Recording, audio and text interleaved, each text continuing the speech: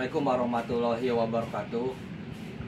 Bapak Ibu guru bioter yang hebat, anak-anakku sekalian, kelas 10 dan kelas 11 di SMA dan juga ya di SMP yang menyangkut tentang pelajaran reproduksi dan morfologi alat-alat reproduksi pada tumbuhan.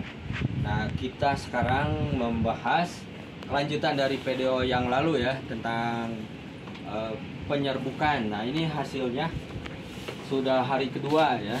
Nah, bisa di zoom ya. Ini hari kedua. Nah, ini hasil dari penyerbukan, mudah-mudahan berhasil. Itu kenapa mudah-mudahan, karena kita tidak akan membahas tentang anatomi dari putik ini. Nah, ini putik ya. Ini putik, sedangkan penyerbukan itu terjadi di kepala putik gitu ya. Jadi sampainya benang serbuk sari di kepala putik yang kemarin dipraktekkan, dan untuk proses pembuahannya atau fertilisasi yang terjadi di dasar putik di sini ya, di ruang bakal buah itu ya, ada ovarium. Nah, nanti di ovarium ini terjadi peleburan antara gamet jantan gitu ya, atau sel sperma atau inti generatif ya, dan kemudian melebur dengan ovum ya. Nah, ini di dasar bakal buah ini, di dalam bakal buah yaitu ada ruang bakal biji. Di dalam ruang bakal biji ada ovarium.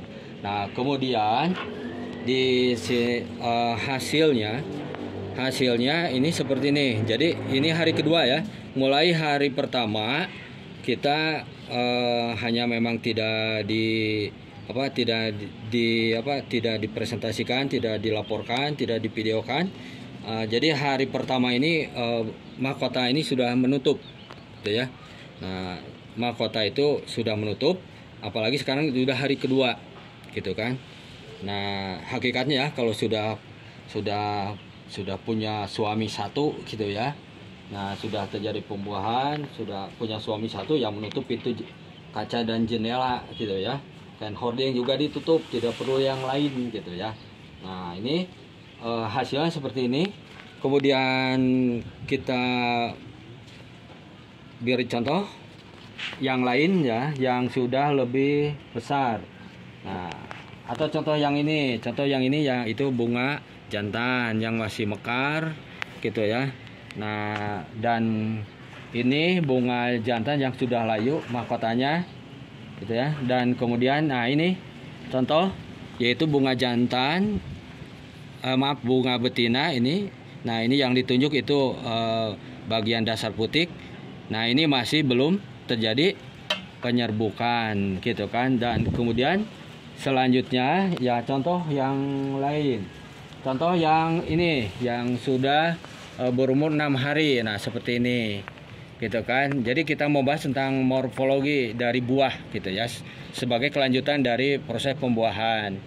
Jadi setelah proses pembuahan maka terjadilah ada regenerasi, ada proses yang terjadi, itu pembelahan sel itu yang terjadi di ruang bakal biji, sehingga ruang bakal biji menjadi membesar, maka konsekuensinya buah juga akan membesar.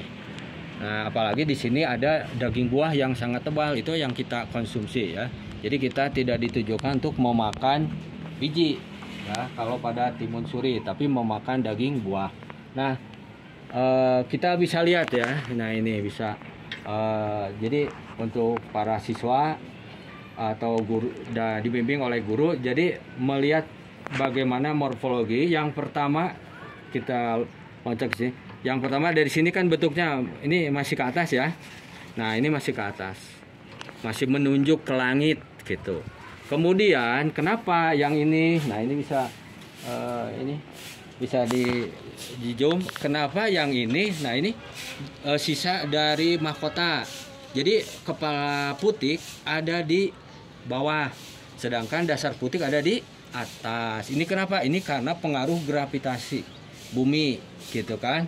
Nah, sehingga kita suka melihat buah itu yang selalu ada yang tangkai buah ada di atas, sedangkan yang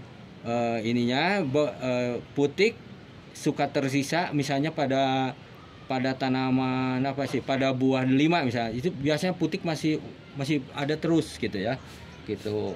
Kemudian kalau pada buah pada buah manggis gitu, itu kepala putik dan sudah bermodifikasi, itu menjadi seolah-olah gambaran berapa ruang yang ada di dalamnya. Orang Sunda juga menyebut cupat gitu ya. Nah ini jadi buah itu, maka putik itu akan menggantung, jadi ada posisi di bawah karena pengaruh gravitasi. Kita bisa dijumlah lagi contoh yang ini ya. Nih kita ditunjuk. Nah ini kan. Nah ini buahnya, ini yang berumur sudah lebih dari 2 minggu. Nah sini gitu. Jadi sudah 20 hari atau 22 harian ini. Yang ini jadi ini putiknya gitu. Jadi bisa ini sebagai perbandingan atau komparatif untuk membandingkan dengan buah yang lain. Bisa mengamati hanya sisa putik yang ada dan juga perkembangannya seperti apa. Misal pada buah mentimun seperti ini, pada semangka bagaimana, dan juga pada buah misalnya manggis bagaimana bentuknya gitu kan. Nah ini cuma minimal ini kita bisa memperoleh pengetahuan, pengalaman dari proses praktek polinasi ini di pengamatan, yaitu atau untuk menjawab pertanyaan kenapa putik itu selalu ada di bawah.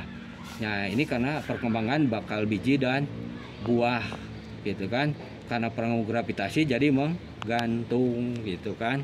Nah itu kira-kira yang pengalaman ini sebagai kelanjutan 2 video yang lalu ya. Makanya pengalaman itu adalah guru yang utama, artinya gurunya ada di alam gitu. Gurunya Pak Guru juga yaitu adanya di alam yang diperoleh lewat proses gitu ya, bukan copas dari buku gitu kan. Nah bukan copas dari buku, tapi minimal dipraktekkan gitu. Kalau bisa dipraktekkan sampai dikembangkan gitu. Makanya selalu perkembangan ilmu yang baru dan didominasi dengan 80% adalah perkembangan ilmu biologi.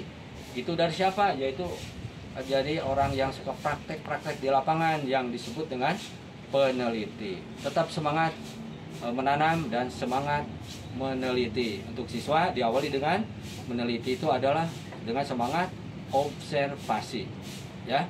Observasi beda dengan melihat, tapi observasi diawali dengan melihat. Tidak semua melihat itu observasi. Oke, semangat. Assalamualaikum warahmatullahi wabarakatuh. Kita jaga alam, alam jaga kita.